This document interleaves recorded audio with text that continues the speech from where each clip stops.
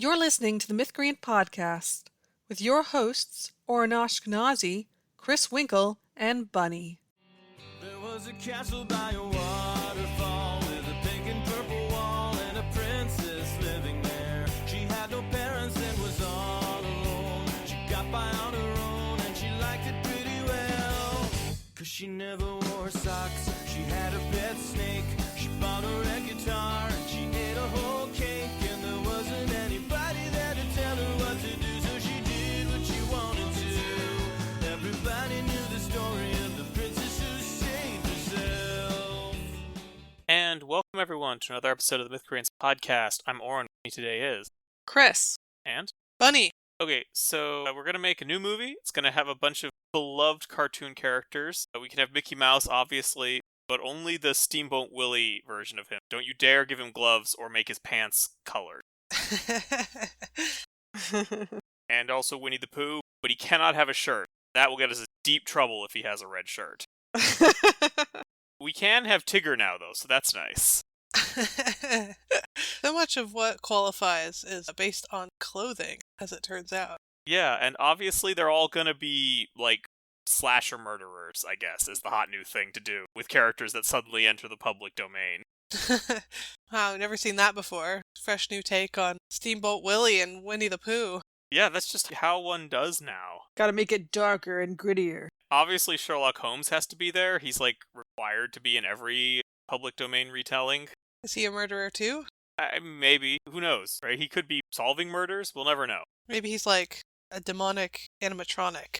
Ooh, yeah. Those are pretty popular with the kids, so I've been told. Yeah, Five Nights at Holmes's. Alright, so today we're talking about telling public domain stories, which is a thing that people really like to do. And it's not just because I had to read The Bright Sword for our Hugo guesses. It is because of that, but not only because of that. Have we told anybody about the Hugo guesses? Any of our listeners, I should say? I mean, we've complained about the books we were reading for it before. Yeah, maybe they put together that we compiled a document of Hugo bait, we call them, because we're trying to guess which books might get nominated. Because once they're nominated, we don't really have time to read them all. So we gotta start early. Which is one of my many beefs with the way that the Hugos are run, is that most people voting have not read all the books on the list. But I realize that's just not practical the way they're set up. But I'm gonna try to do it, okay?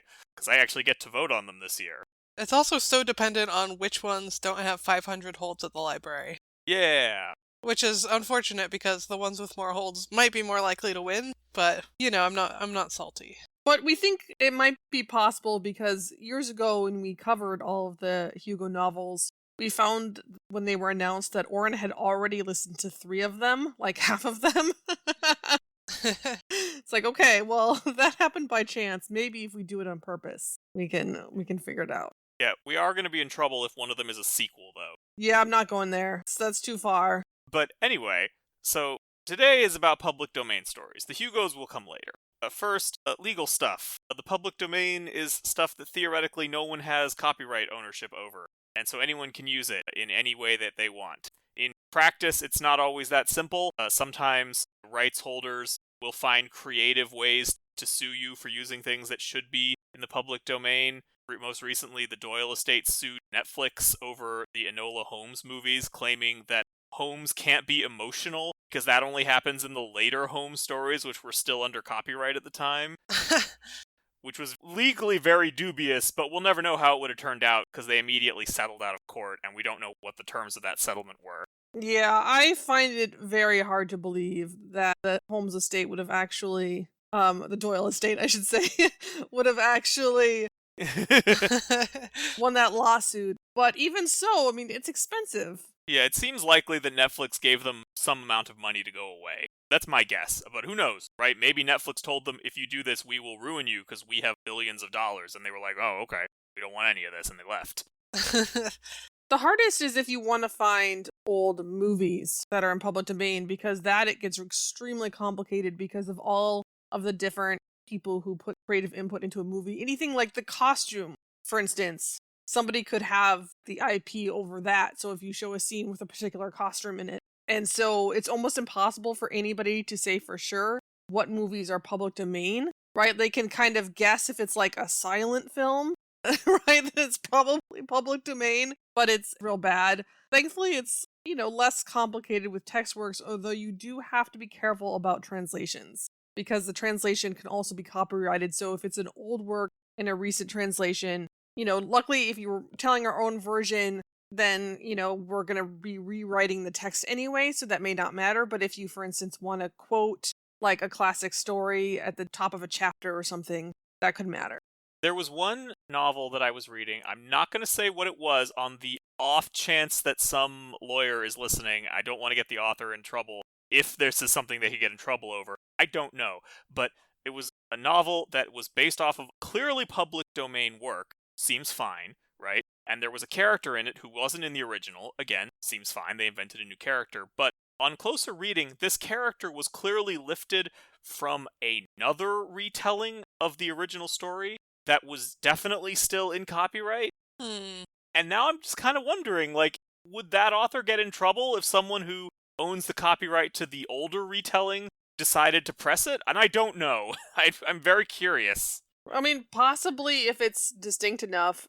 I think this is the issue with Disney doing all of these fairy tale stories, is that, kids, the Disney version for them is the original version. And then they think of that as like our iconic story, but like Disney owns all of the details of that adaptation that were unique. So it's kind of a problem. Public domain is also weird because it's different in different countries. So James Bond is public domain in Canada, but it won't be public domain in the US until 2035. And apparently Peter Pan, which is public domain in the US, is not yet public domain in the UK. So I legitimately have no idea how selling stories across these borders work when a character is public domain in one area and not the other. Yeah.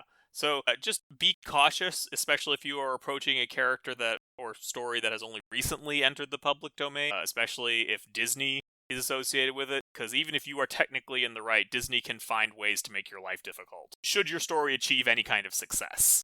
Yeah, and they will go after you for anything. They are famously litigious.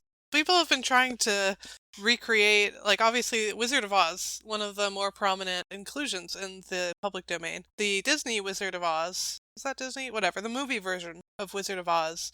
That's Universal, I think. Universal? Okay. The Margaret Hamilton version, every adaptation of the Wizard of Oz after that one has been trying to recreate Margaret Hamilton's witch dress, and you are not allowed to do that.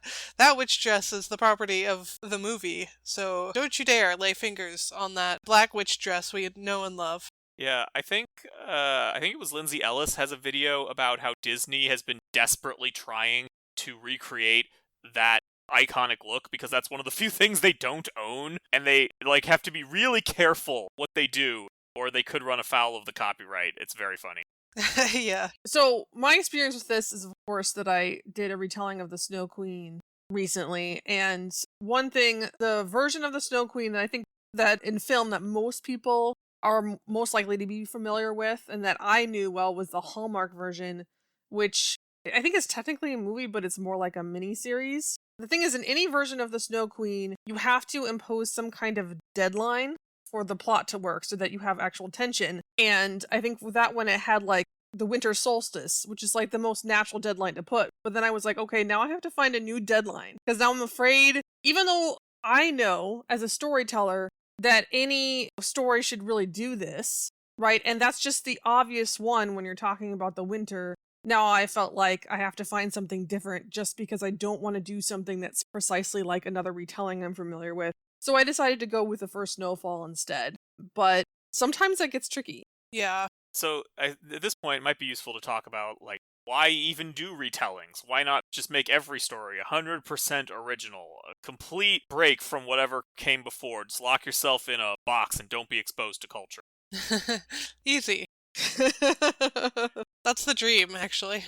Yeah, there are some obvious benefits. I mean, first of all, if you are drawing from an established work, you don't have to think of as much. For some people, that will be restrictive, but for other people, they're like, no, actually, that helps. That allows me to focus on the stuff I want to do and not have to do as much, world-building drudgery or what have you, right? So that's a benefit right there. It also could just be that's a story you're passionate about because you liked it as a kid or what have you. And then from a sales perspective, that story, if it's big enough to be worth retelling probably already has a built-in audience, so you can get some benefit there. Yeah, I mean, I had a bad time because when I was almost done with the Snow Queen, there was a lot of demand for fairy tale retellings. Like, they were a hot commodity, but then by the time I finished it, there was like a glut of them on the market. So I think a lot of public domain stories honestly have pretty high competition because there are a lot of other people also telling a public domain story that's popular. At the same time, if you do need a fast pitch, right, I can see how Sherlock in space, right, might help you sell your book to people. It's quite evocative. Like, people know exactly what you're talking about, and you're already supposed to, like, compare your work to existing works when you're querying agents and, like, pitching to publishers. So it's even more straightforward when you're just like, oh, it's a retelling of this thing. You know this thing. Yeah, I mean, if you need comps, right, comparables to pitch your book, you might be able to just look up, okay, what are the other retellings of this public domain story that have happened in the last 10 years? And maybe you would find some decent comparables out of that. But by default, it's not going to stand out in the market because anybody can retell that story. So it becomes more important to give it your own vision and set it apart in some way, because you can't just say, hey, this is Sherlock as your pitch. Yeah. And that was another thing I had trouble with too, right? I like kind of had a pitch, but not something that's as simple as Sherlock in space. Fundamentally, by definition, the story has been done before, probably many times. I read a novel once that was just pitching itself as being like an official Sherlock story, because I guess whoever wrote it got like a stamp of approval from the Doyle estate, and I read it and it was very dull. It's like, yeah, I've read Sherlock before, that's what this is. Ugh, man, I feel like the worst thing an estate can do is start having, like, canon wars. Like, what's canon or not? We've already seen that with Star Wars. Well, let's not do it with Holmes. That's my advice. Yeah. Yeah, fortunately, all of Holmes is public domain now, at least in the US. So, if the Doyle estate decides to sue you for, I don't know, giving Sherlock a fancy hat, you have a stronger leg to stand on than you did before. I do find the question interesting about whether you're going to do, like, an indirect retelling, this is clearly based on an older product and you're not trying to hide it, versus just using the same characters or same place names or what have you. Yeah, I think that a lot of fairy tale retellings, at least, benefit from their original material being extremely simple, with lots of room for extrapolation. So if you're, like, retelling, like, Red Riding Hood in space with a bunch of wolf soldiers and cyborgs and stuff, which is Scarlet of the Lunar Chronicles, like, you have lots and lots and lots of room for interpretation. If you're retelling the Scarlet Letter, there's a lot more specifics there than, little girl travels through the woods, gets eaten by wolf. Although I would say personally that, yes, they are a little vaguer, but you still have choices about how much you want to stick to the plot or not stick to the plot, right? And so it's a very different kind of retelling if you are taking kind of that vague inspiration and you're using some of the same themes and you're using some of the same kind of characters supposedly. Like, for instance, Spinning Silver by Naomi Novik is supposed to be a retelling of Rapunzel. It's only sort of, kind of. I mean, if I would have never guessed, right? Now that I know it, I can see the inspiration in the story, but it's just a very different thing. Yeah, I would never offer that story to someone and say this is a Rapunzel retelling. By the way, we mentioned Spinning Silver, so everyone at home take a drink. Or Frozen is supposed to be a retelling of the Snow Queen. But they're not the same story anymore. There's snow in it. Chris, you have to let that go. No. I was so disappointing. But I mean, on the plus side, I would have maybe I wouldn't have made my own version if I had actually liked the Disney. I didn't have any problem with the movie Frozen, it just wasn't the story I love. Are you saying that Follow the Sound of Snow was a spite project inspired by Frozen? Actually, no, but that's a... But if you will buy it, I will say that. I think that in general with public domain stories, that there is not as much of an expectation than if you, for instance, had a copyrighted story that only had like one movie studio licensing it, and there was only going to be one big film adaptation for instance, and then there probably won't be another one for 20 years, then it's like the stakes are super high. And so all the fans that want it to be true to the story, right, really care what it does. Where is it anybody can tell it. I don't think people expect you to adhere as closely to that source material. I do think that I, had a balance where people felt like, oh, who did like the original fairy tale really appreciated that I sticked as closely as I did, but that also that I had my own vision. Whereas if you're really a fan of something and you get that, like, Frozen, right? Or you really liked the Rapunzel story for whatever reason and you read Spinning Silver, there's going to be a little disappointment there. I also think that a lot of the tricks people use to update public domain stories to retell them are kind of overdone, which is another trouble with the whole public domain characters retelling premise. And we pointed at this one, beloved character is a murderer, is perhaps a very recent prominent one. Apparently we're getting another, like, Steamboat Willie slasher, and obviously there was the extremely panned Winnie the Pooh one, because of course. So those are tiresome and usually very cash grabby. Another one that we see a lot is just like it's the exact same story, but it's modern day, which is a fine start, but I think that you can't just have that, right? That's it's not enough to just say, but it's today. Or at least it's not enough to me. But what if Beauty and the Beast was not just in modern day, but the Beast was also just like a punk with lots of piercing, and that makes him very bestial. Oh man, I'm gonna buy him on a backpack.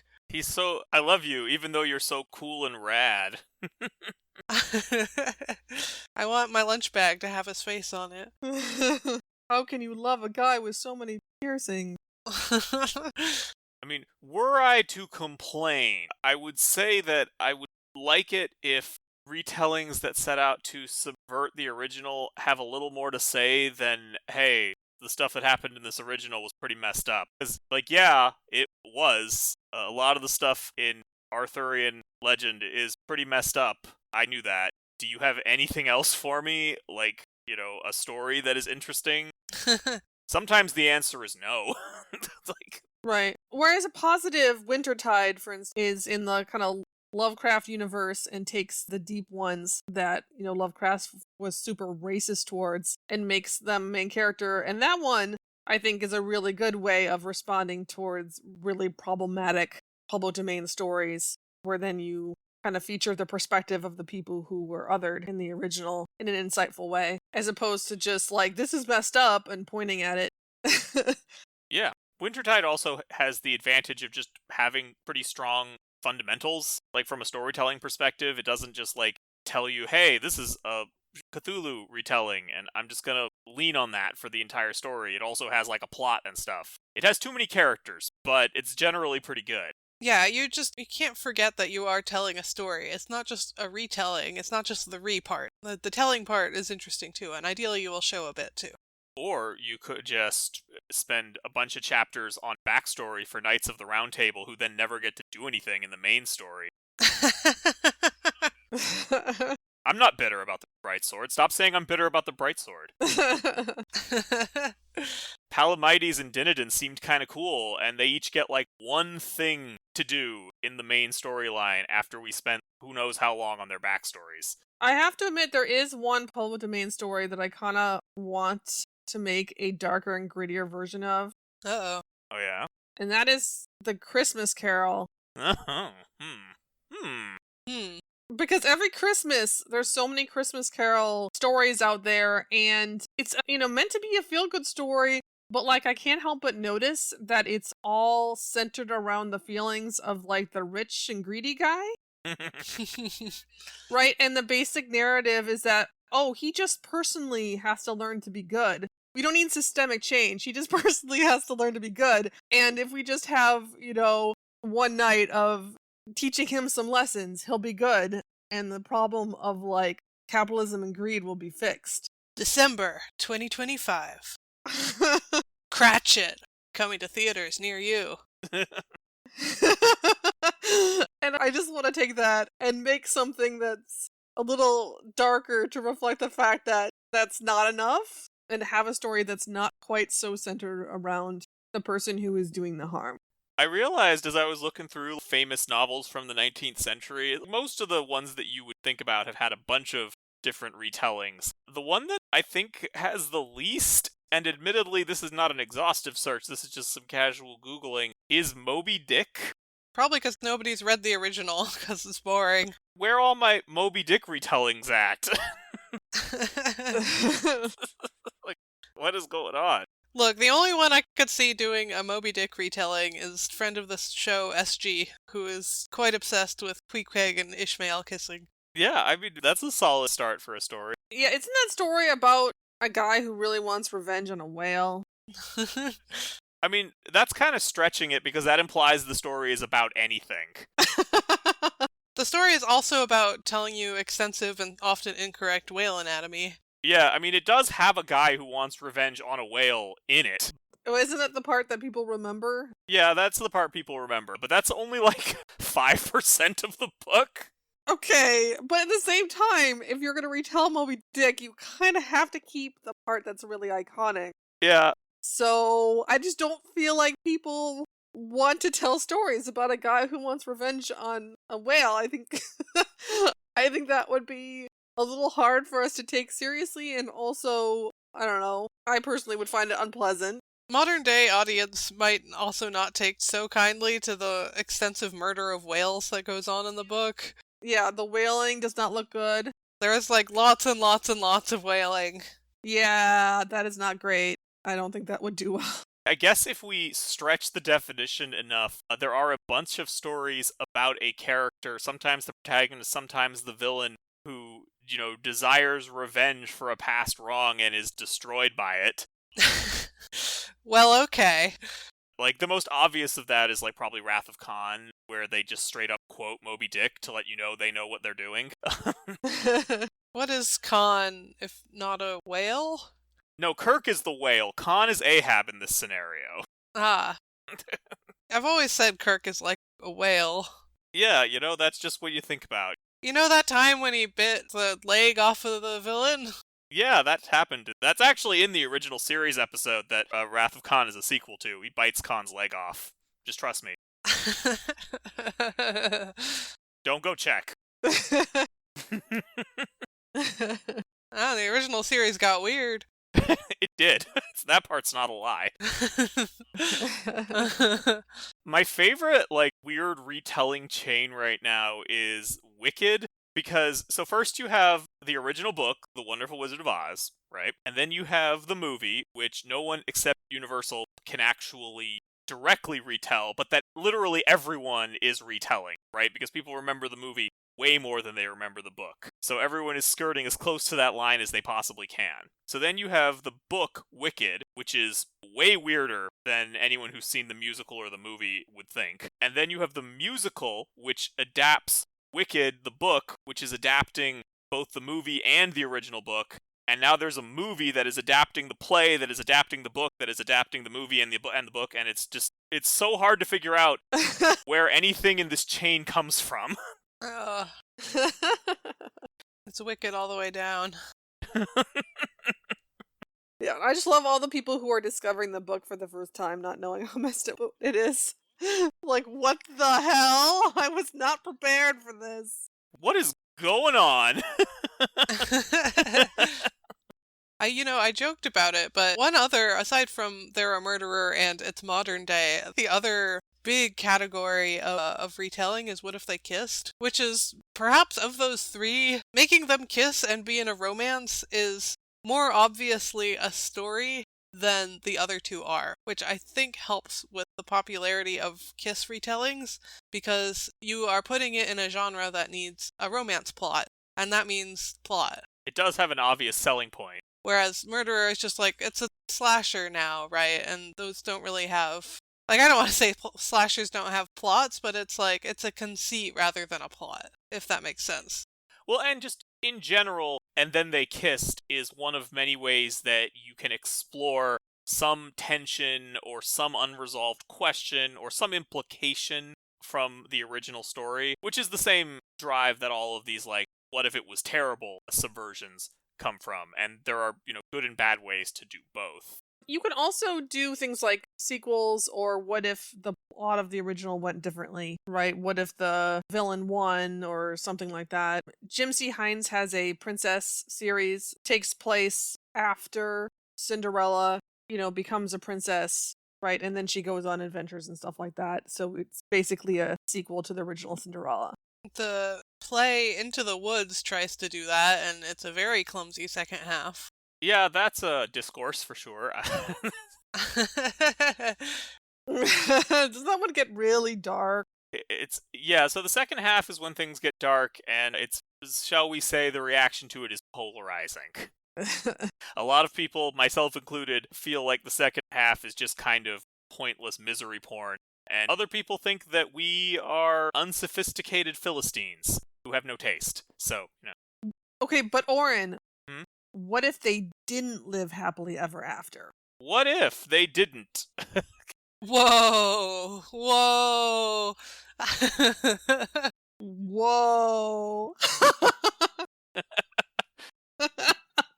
What if they were murderers? One of my favorite retellings is actually based on the premise, what if they didn't kiss, which is Elementary, which is a Sherlock retelling, and with Watson being played by Lucy Liu. Oh, we love Lucy Liu.